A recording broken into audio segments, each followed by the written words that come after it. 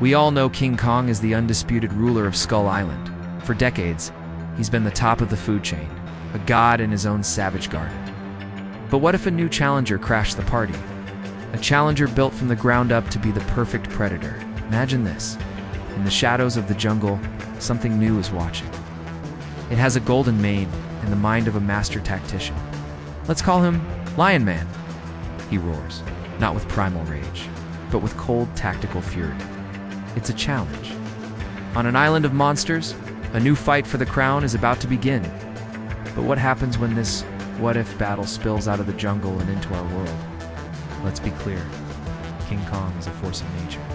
He is a titan of raw strength who can smash helicopters like toys and use the jungle itself as a weapon.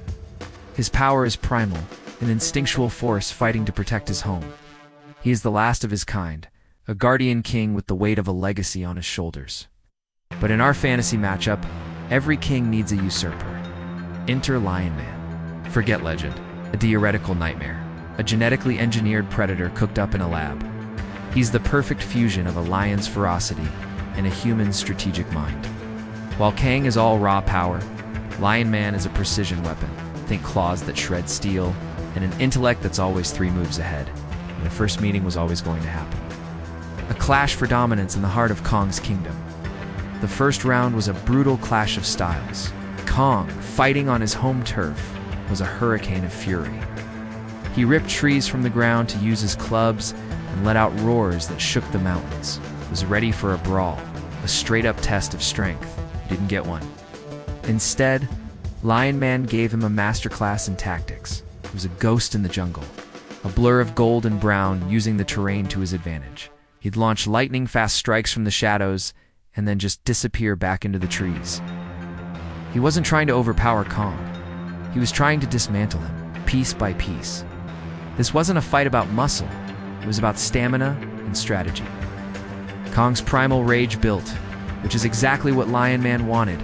Seeing his chance, he retreated, goading the furious king into a chase that would leave Skull Island's shores behind for a new concrete arena. Rivalry exploded into a modern city, and the towering skyscrapers became their new jungle gym. This is where the playing field leveled out. Kong, a giant in a strange new world, made it his own.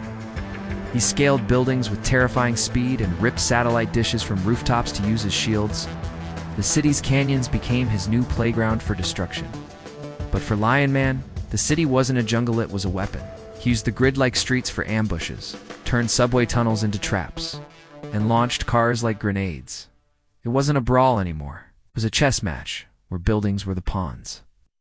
A bus became a battering ram, a broken streetlight, a spear. The destruction was out of control. Fire spewed from a gas line as Kong hurled Lion Man through a parking garage. Lion Man shot back, leaping onto Kong's back to tear at him from his blind spot. They weren't just fighting each other now. They were fighting in a world that was literally breaking apart around them. As the sun came up over the ruins, both titans stood bleeding and exhausted in the rubble.